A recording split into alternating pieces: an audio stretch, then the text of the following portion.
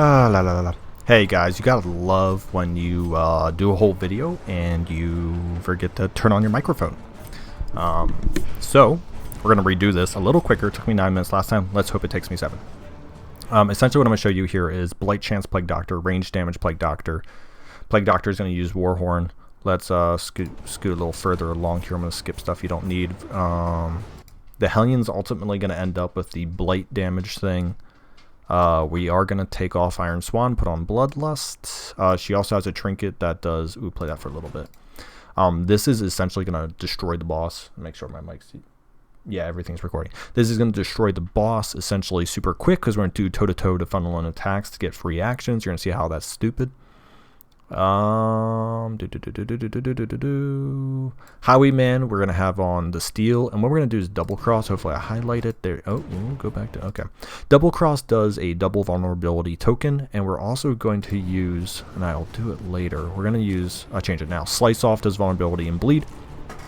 So between Bloodlust, toe-to-toe, and Howling's End is what we're gonna do to abuse the boss. Let's go forward to actual boss. Okay, actual boss. Okay, first turn, great, everything's here. A little bit of RNG here. When I do slice off, I get the Hellion to attack with it, which actually gets rid of that half damage modification right there, which is pretty big. But in all honesty, wasn't the end of the world because I wasn't going to Howling's End immediately anyways.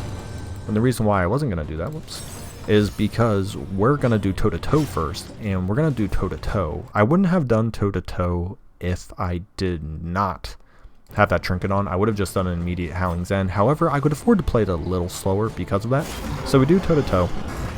We're going to funnel 3 attacks into the Hellion here, and you'll see how this goes. So, no turn this time, and I think it's a turn this time. I can't remember. And since I have 2 blind tokens on, I decided not to throw the item yet either, because we have Bloodlust, and we do have the Jester doing if it slice off, so we decided to get some preemptive damage in there, which is going to be really nice.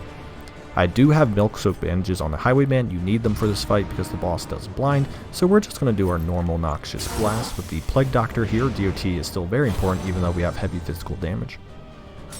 Because this is my physical damage, this is my DOT. These are 2 of my DOT, this is my physical damage. This allows the physical damage double cross.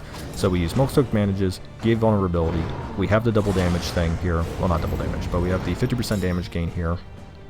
We're going to do one more slice off. Or Hellion first, sorry, Hellion first.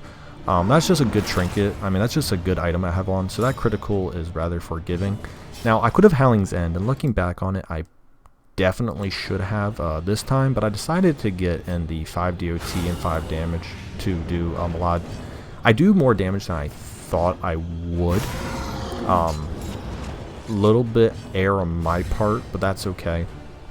We still do plenty of damage in the end, but I definitely, looking back on it, I should have just taken the critical. Would have done way more immediate damage, but that's okay. Like I said, we'll be fine. We still have options to do toe-to-toe later, which I think I get right now. That's right, I think I get it later. So once again, we get the double cross. 8 increases its damage because the pre-existing vulnerability replaces it with 2. Very good. I get hit here, and this is where I believe I get another option. We're going to once again toe-to-toe, because the upgraded toe-to-toe gets rid of exhaustion. I don't know why. It's way too broken that it gets rid of exhaustion. So it gets rid of exhaustion, does 5 to 9 damage, and also utilizes one of that. And now it's going to have to attack into me a little more. This is maybe the only tactical error I make. I decide to heal. I didn't have to. I could have done Adrenaline Rush, maybe another turn and stuff. The amount of turns I'm getting, I could have encored it, but I don't think it's ultimately a bad choice overall. The Jester does have a critical token here, but what you're going to see is another Howling's End, because once again we have some of that damage for all that. So we're at half of its HP now. I could have done the critical for 16 and add a blind token, but I really do think giving the Plague Doctor's HP up, since he's not really stressed, is important. And Slice Off is really just for the bleed and the vulnerability, so we don't need a lot more physical damage coming from the Jester. We just needed the vulnerabilities so the Hellion can work as intended. And once again, that 33% thing is working wonders. Once again, toe-to-toe, because it doesn't have a cooldown, gets rid of exhaustion, critical 14, we're blowing through this boss. No problem, double cross, once again, only 5 damage, but adds 2 vulnerabilities. Right here, we can do 8 to 11, we crit, 16, blight, we're taking 14 of its HP away per turn, and now we're at 100 HP. The ending of this fight is a little RNG based. Well, I shouldn't say a little, it's a decent chunk RNG based, but it essentially just speeds up the inevitable. So what you're going to see here is the thumbnail where we just annihilate. So the whetstone is a 5% chance to get it. I got it twice. So got it twice in 4 rounds is really lucky. But I mean, I was going to destroy this boss regardless, but just to freeze frame this beauty. Look at that, 103, wait for it. Oh, crushed it.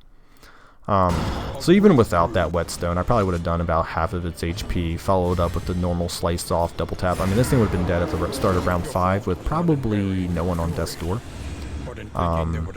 We'll talk about the boss design later, but this boss is not very well designed. Not because you can blow it up in 4 turns with a little bit of RNG and trinkets, but the fact that the lungs do not matter. The lungs are not incorporated in your strategy.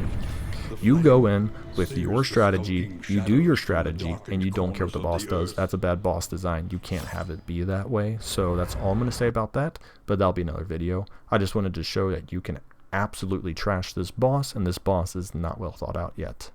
You can do a little bit of stuff to make it better, but as of right now, it needs to find a way to bring back the lungs importance, because the lungs importance right now is not good, and the fact that it's one single body of HP actually makes it way more susceptible to burst comps, like the vulnerability tokens and the DOT strat. Because if you do that with the shackles, that 103 would blow up a whole shackle, but it wouldn't essentially beat the whole boss. So, and also the shackles can stun.